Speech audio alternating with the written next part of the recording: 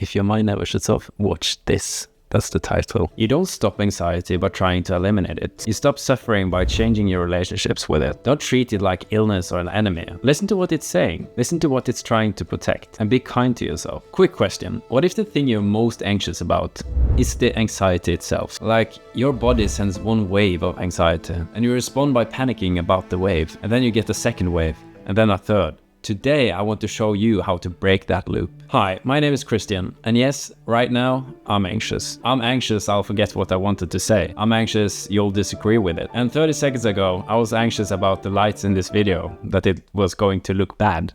And honestly, that anxiety makes sense. But there was a time when anxiety didn't make sense. It was so big, I couldn't even record a video like this. Something changed. I still feel anxiety. I just don't suffer with it anymore. And I didn't get there by trying to get rid of the anxiety, because that was my whole strategy at first. I tried to avoid everything that might trigger it. Like, if it shows up, run. If it won't go away, distract, retreat to safety. And it felt logical until I realized that it was a trap.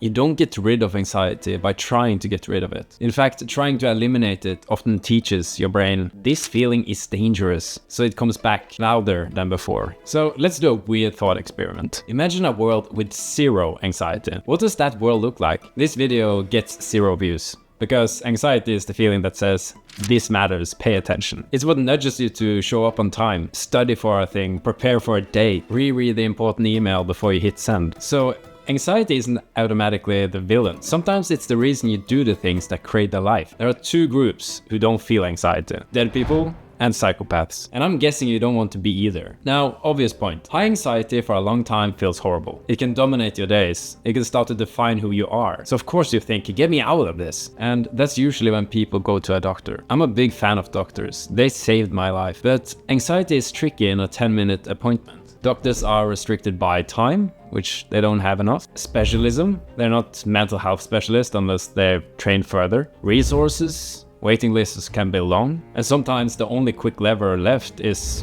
medication. And medication can help some people, but here's the problem I keep hearing. People come away with a label, and the label becomes the new fear. Over and over when I ask people, what are you anxious about? They say, how anxious I feel, and whether it will ever stop. And that's anxiety about anxiety. And it's fueled by one idea, that anxiety is an illness. Anxiety isn't an illness, it's an emotion. Here's the analogy that changed everything for me. Think of your mind like a ship. The captain is your logical, conscious, thinking mind. It knows where you want to go, and the crew on the ship is your subconscious.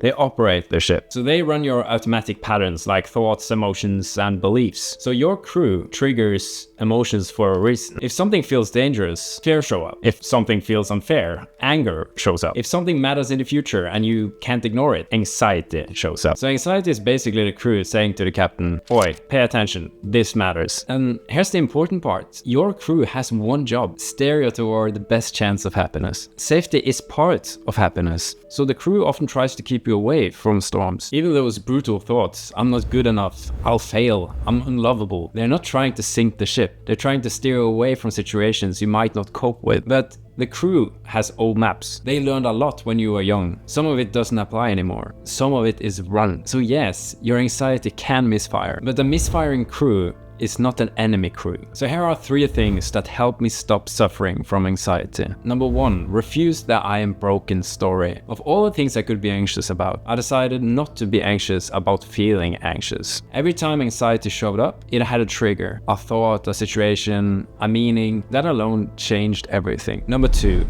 listen to the crew. I spent years trying to ignore anxiety, but when you ignore someone with an important message, they don't get quieter, they get louder. So I started asking, what are you trying to protect me from? What do you think is at stake? Number 3, be kind to the crew and yourself. If you constantly beat yourself up, morale drops. Low morale looks like low self-esteem, and low self-esteem means even small challenges trigger big anxiety. Kindness repairs the ship. If you beat yourself up, you end up beaten.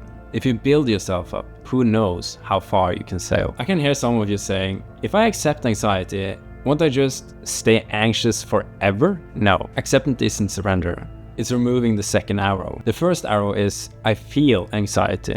The second arrow is, this shouldn't be happening. I'm broken, make it stop. we're taking away the second arrow. Next time anxiety hits, try this 30-second reset. Name it. This is anxiety. Locate it. It's in my chest, it's in my throat, it's in my stomach. And then ask it, what are you trying to protect? Choose one tiny action. Not fix my life, just send email, walk into the room, stay 60 seconds. That's the captain hearing the crew and still steering. I still feel anxiety all the time. Every Friday I wake up anxious because it's bin day. My brain goes, don't forget the bins. It's not a panic attack, it's a whisper, just loud enough to get heard. Then I take the bins out and it's gone. And that's what anxiety is supposed to be, a signal, not a sentence. So if you feel anxious today, it means you're alive. It means a part of you thinks something matters. So treat anxiety as a message. Listen to it and then steer. And speak to yourself like someone you're responsible for. That's everything for this video. Remember to like and subscribe, and I'll see you in the next one.